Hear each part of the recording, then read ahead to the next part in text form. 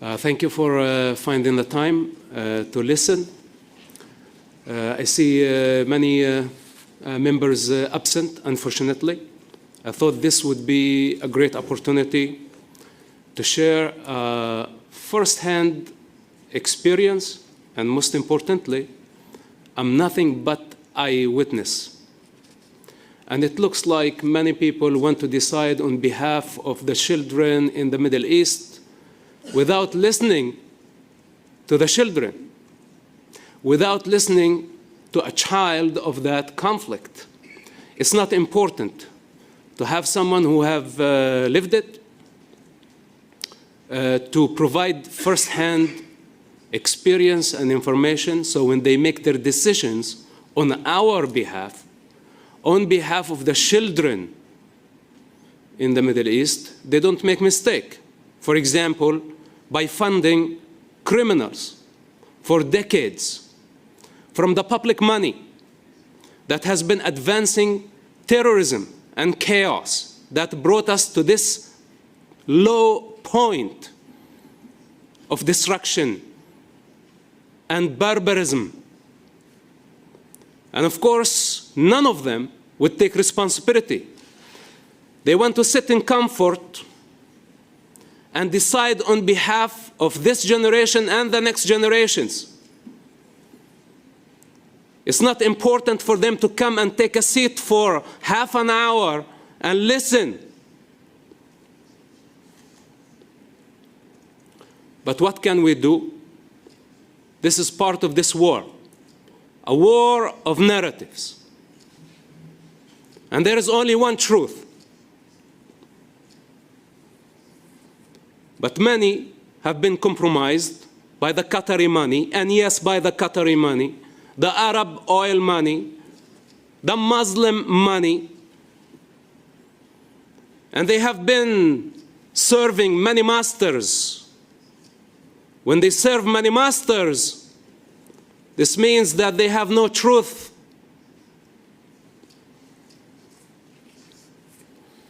I was born back in 1978. I was only 10 years old when the first Palestinian Intifada started. My father was one of the founders of Hamas. And my family taught me that I was Palestinian. But they never said why I was Palestinian. Like today, millions of people believe to be Palestinians as an ethnic group, but in reality they are not.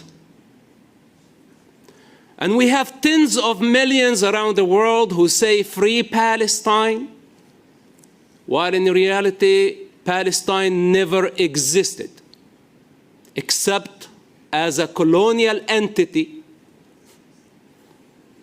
against the indigenous of the land.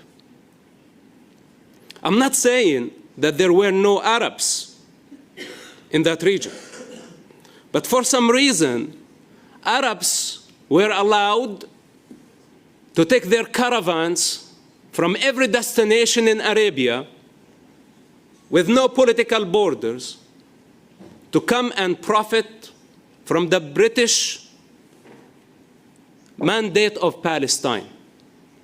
But the Jews who had to go through the Holocaust and the ethnic cleansing on the hands of the Ottoman Empire for approximately 400 years, then the ethnic cleansing in Europe, then the Holocaust, they did not have the right to take the boat and escape the hell of Nazism to come and find a safe place where they could survive. This is a crime. It's colonialism. But for all the Arab and Muslim invaders who came to profit, who did not have any connection to the land, that was legitimate.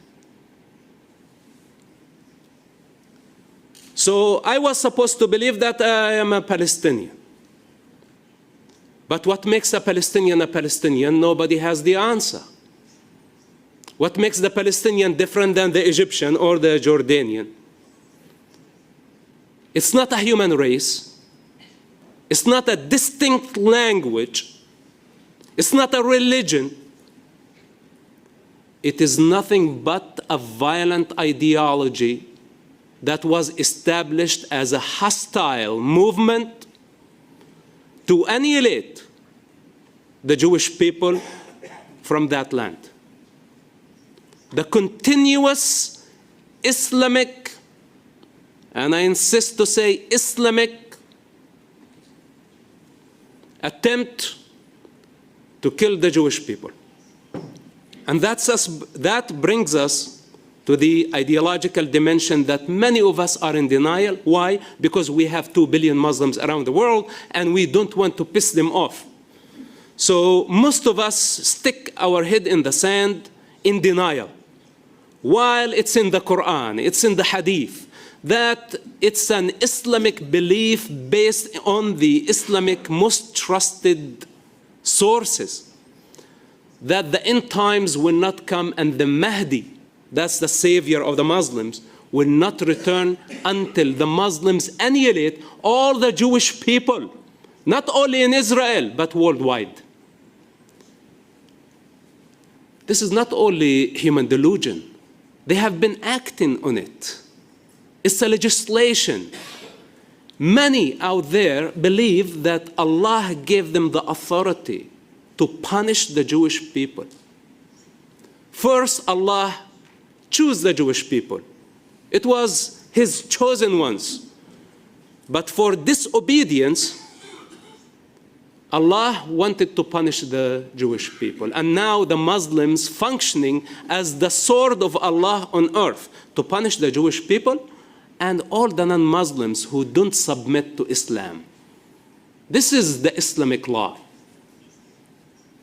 And all those who try to sell the West a peaceful version of Islam, they are liars and they are lying. And their claim is baseless. Okay, this is too controversial, and I did not come here to say things about Islam, but this is very important to understand as a foundation of this conflict. Because if we really want to find a solution, then we need to understand the dimensions of the conflict. And the ideological dimension of this conflict is the most significant one, in my humble opinion. This is how I was conditioned.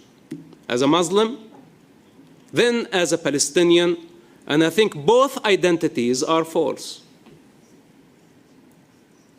They stole our individuality as children. We were born free, children of earth, children of the divine. And they gave us false identity. They said, you're a Palestinian now. Fight for this identity. It's so important to you. And who created this? A con artist from Egypt, born in Egypt, with an Egypt accent. His name Yasser Arafat. A global terrorist who wanted to globalize the Intifada and hijack commercial airplanes and blow up athletes at Munich Olympics.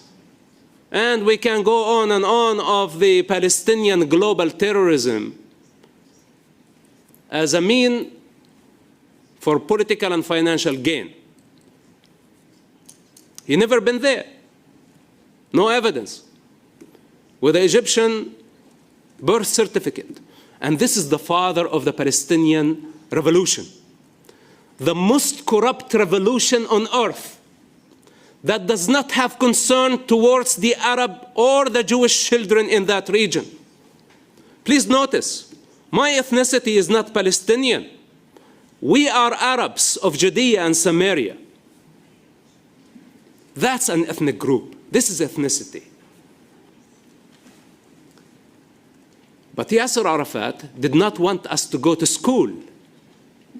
This is why, when the first Palestinian Intifada started back in 1987, the masked men used to come to our school and ask us to leave, to go to the checkpoints and throw stones at the Israeli army. Because for Yasser Arafat, it was very clever to pay a handful of masked men, we didn't know who they were, to come to school and send children to the checkpoints to get shot, or at least to confront an Israeli tank with a rock. This image attracted the globe and attracted so many people to see the bravery of a child throwing a rock at a very advanced weapon. So many people sympathized with Yasser Arafat in his movement. They funded Yasser Arafat. And Yasser Arafat got addicted to power, to fame, to money, to prestige, and now this became his game. He assassinated his political rivals. He self-appointed, or he appointed himself as the leader of the revolution. And he built billions of dollars. Where did that come from? The Arab oil money and the European countries who funded him to try to silence him. This is the game.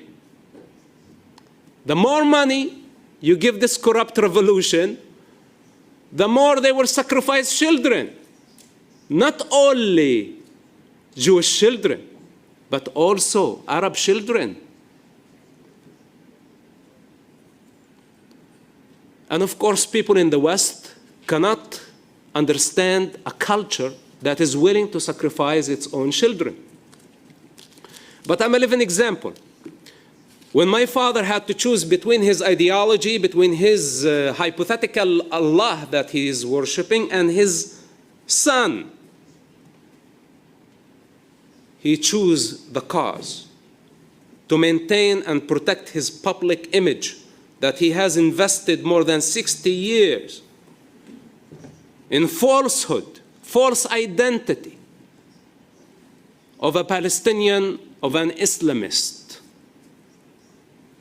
This is not who I am, and it's a choice to know my roots as a child of the divine, as a child of the universe, as a child of earth. That today I choose the highest interest of humanity, not the interest of the tribe. That this is Palestinian, etc. Who cares? And how many children are they willing to sacrifice for this sick ideology? And today we have so many sellouts in the West who scream out loud, "Free, free Palestine," forsaking the hostages. Naturally, when we have a hostage situation, humanity should get united to say, "Free the hostages," the most logical thing. They represent all of us. They're just civilians that they have been kidnapped from their backyards, from their living rooms. Infants, children, elders, Holocaust survivors, mostly farmers from a liberal community that actually believed in coexistence and peace. And the entire world suddenly got united behind a concept.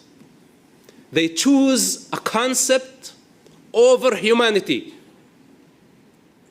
It's so obvious that our crisis is bring the hostages and save the children from those who have hijacked the entire society and booby-trapped one of the most populated areas in the Middle East to kill civilians for political and financial gain.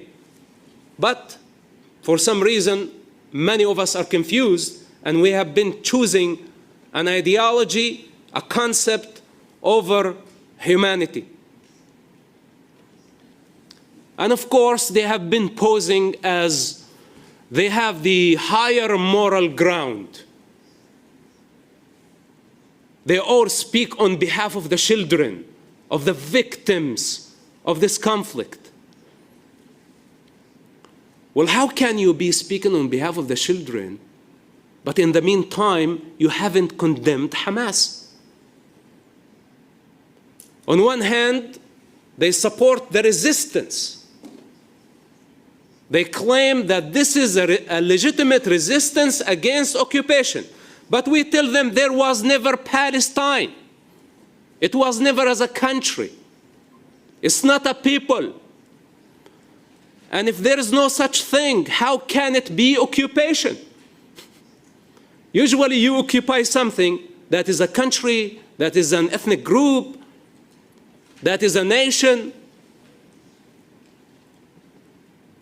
But what, you occupy something in the air, a concept that never existed? In fact, Israel fought against colonialism. They paid in blood the bills, and they earned their independence back in 1948. Only the Jewish people fought against colonialism.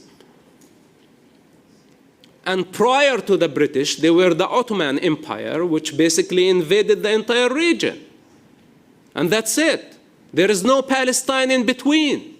A colonial entity that existed from 1918 to 1947 or 1948. That's approximately 25 years of a lifespan. So, why what so-called Palestinians believe that they have they have inherited such entity?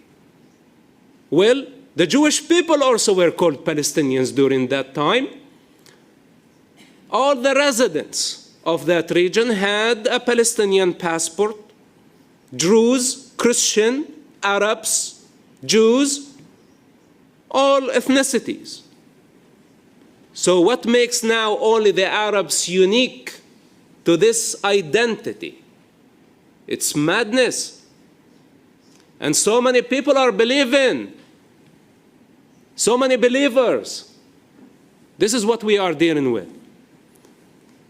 So they inverted the narrative. And we don't need to look way back in the past. We can just look into our lifetime. Since October 7, savages, they broke the fence.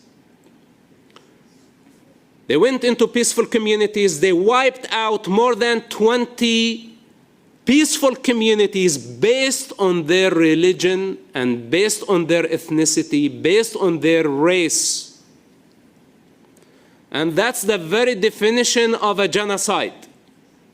Genocide is not defined by head counts. To say, let's say, if we kill more than 5,000 people, this becomes a genocide. No. Genocide is defined by why the people have been killed. And the only people who were killed based on their religion and ethnicity are the Jewish people on October 7. The victims in Gaza, they are not being killed because of their religious or ethnic background. It's a collateral damage because of the lack of responsibility of their government. For all those who claim to say what's happening in Gaza is a genocide based on the head count, they are contradicting the dictionary and the reality. Israel has been doing everything within their ability to minimize the civilian casualty by giving people 2 weeks in advance, revealing the military plans. Evacuate this area while the terrorists evacuate with the civilians, dressed up like women, like civilians. It's very obvious for any person with intelligence to see that the terrorists have been trying to maximize the civilian casualty. Then they did not stop there. They exaggerated and they lied about the statistics. Then humanitarian organizations, the United Nations, the European Parliament, everybody considered the Hamas narrative and the Hamas lie as a source. They haven't been on the ground. They did not count the numbers. They don't have the birth certificates or the death certificates. But somehow they reached the point of saying 40,000 casualties. But even if that was true, why are they surprised? In the most populated area, when terrorists hijacked schools, hospitals, mosques, churches, every sacred zone, they did not leave the civilians even with one safe zone to go. And since the beginning of the war, I said evacuate the civilians. Pressure Egypt to open the border so the most vulnerable civilians can evacuate and we go in and eradicate this cancer, because we cannot afford another Gaza war. This is not the first Gaza war. It's the fifth. And every time the terrorists sacrificed civilians, we rewarded them with what? With money and power and legitimacy. So every war they came back stronger. And this last war, they doubled down, they tripled down on this evil practice. And now they are expecting from the West, from the free world, to come on its knees and beg them, please don't hurt more children and we will give you whatever you want. You want a Palestinian state? We will give you a Palestinian state. Even that means at the expense of already established democracy. That is not only a democracy for the Jewish people, but also for Muslims, Arabs, Druze, Christians, all type of people.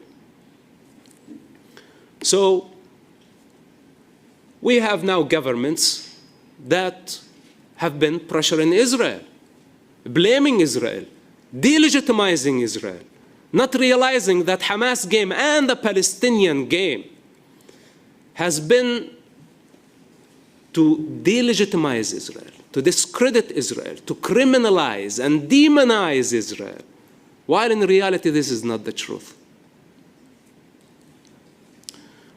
So the more we believe them, the more we will get divided. Because I don't think any power on earth will be able to push Israel to the point where Israel will have to compromise its security and the future of the Jewish people. We all know that this is a red line. So how can we pressure Israel to do the impossible? To give up security, territory, and just give it to irresponsible lunatics, psychopaths, and tell them, here you go. Take power, take money, and whenever you wish, you can just invade us, take hostages, kill our people. There is no leader in Israel that can afford doing this. If I was the leader of Israel, I would not agree to it, even if it means total and absolute sanction from the globe. And not to mention that Israel is a superpower,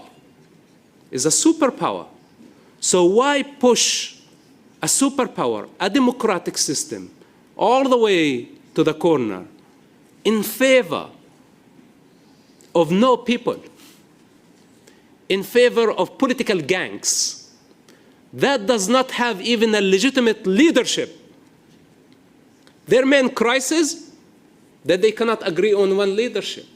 I wish that it was only a snake with one head, that we can actually try to reason with it. But it has 99 heads. So we are going nowhere with this. But of course, many of us say, then what is the solution? And I'm not here to draw a very dark image, but we need to understand the reality of the situation And this is why I talk you on multiple dimensions, and this is not the end of the story. This is just barely the tip of the iceberg of this 1400 years of Jewish hatred. And I think as long as Allah is a legitimate authority, and as long as Allah wants the Jews killed, then there are going to be a bunch of people out there going after the Jewish people.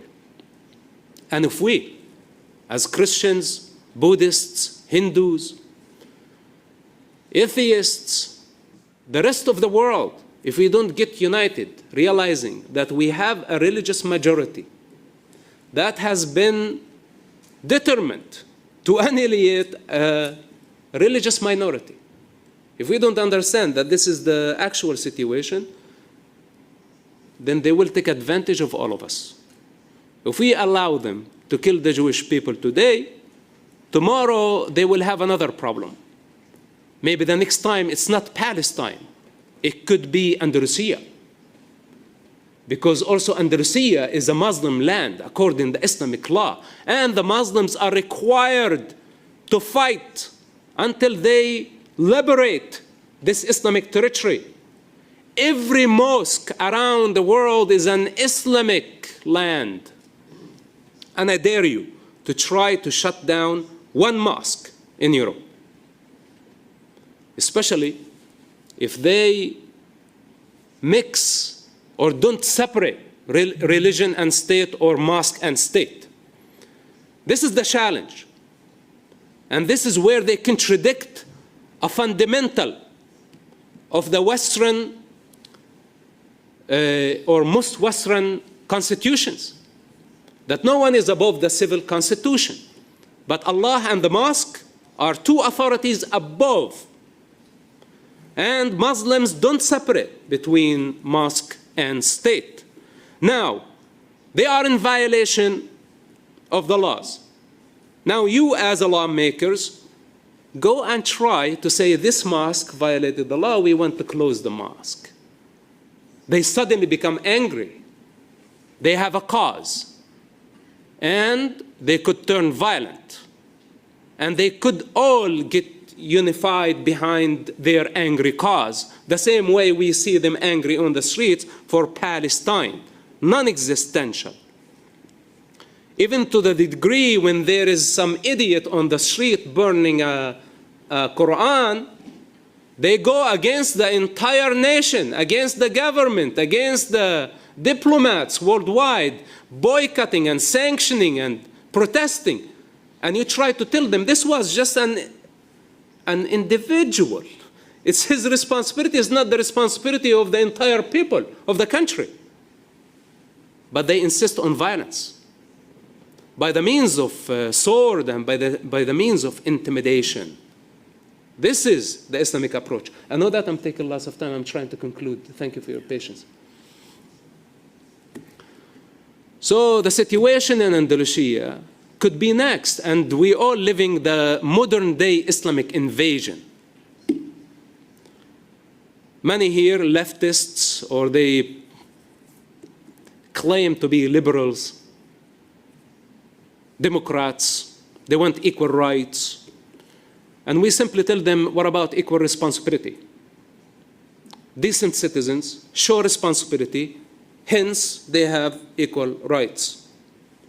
But criminals, terrorists, invaders, illegals, they haven't shown any responsibility. So why they are entitled for equal rights?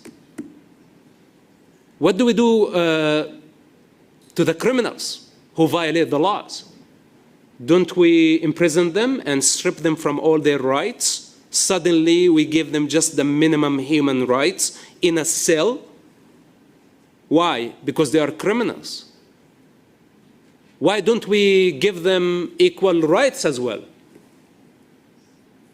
Citizens who show equal responsibility, they are entitled for equal rights. Otherwise, it's a different story.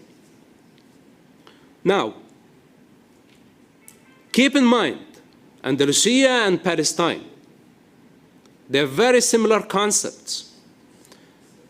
If Hamas and Palestinians succeed in pressuring the world to manifest their Palestine, which I don't think is a possibility, then there is going to be another concept, a different name, another angry cause to justify their violence. And I don't want to see this. I say it's their freedom to be Muslims, but keep Islam in Mecca. Keep the mosque in Mecca. Here in the West, I don't want to see the West turning into an Islamic continent. I love diversity. When I come to Europe, I want to feel that it's Europe. And if those who really admire Mecca and worship in the stone, then why don't they just migrate to Mecca? Stay there, where no women rights. Their society does not give women any rights. They are property. And when you cancel half the society, what is a society without women? You kill all the creativity. Then there is sexual repression, and the sexual repression will automatically lead to violence, to terrorism. And this is the psychological connection. Then they are attracted to come to the West. Why? Because they see freedom. Women are free. Hence, the society is free and more healthy. So they come attracted to the freedoms. But then suddenly, they want to turn it into Mecca, where non-Muslims are not allowed to enter the city. I don't want to say, where is their tolerance? Where are the temples? Where are the synagogues? Where are the churches that are in Mecca? But this is too much. Let's say we don't want to give them big responsibility or a big task to manifest. At least we say, why don't you allow the non-Muslims enter the city of Mecca? The signs are so huge on the entrance of Mecca, say Muslims and non-Muslims, 2 free ways. This is their approach. This is their tolerance. Got it. So tomorrow they could do the same thing here in Europe and everywhere in the world. So we need to be aware. We need to be aware of the fundamentals of this problem in order for us to provide good solutions. If they want to worship in the mosque, this is okay, but they must separate mosque and state. If they want to worship, they have the freedom for worship, but we don't want to see gatherings, political gatherings by the name of Islam, praying in the thousands, making political statement. They are in violation, immediately in violation. If they want to worship, close your door. It's your devotion. It's your relationship between you and your God, between you and your Allah. I don't have a problem with that. But don't intimidate the people with your prayer. And I conclude that there could be a solution similar to the Vatican. You know, the Vatican does not have borders, and it's a very powerful state. Does not have big army. They don't need big guns. And that model could be manifested in the Palestinian territories, or let's say the West Bank. That instead of the European Union investing its money in gangs, in corrupt politicians who have been against the interest of the children, against the people, and against the future of this generation and the next generations, we should invest our money in education. It must be conditional. We can invest in economy, and we can improve the life of this generation, that we invest directly in the people. And we don't want, in the near future, any Palestinian state. The children don't care for a political entity. They don't care. What they need a peaceful environment They need a responsible leadership that does not abuse them or indoctrinate them. And as long as we continue to fail the children in favor of these criminals, the Middle East conflict will continue forever. And I think all the attempts to try to pressure Israel to give up its security and its freedoms for such political gangs, this is not going to help the situation either. Thank you for your patience. Thank you for giving me this podium. I appreciate you, and I hope that we together can create the change. Thank you.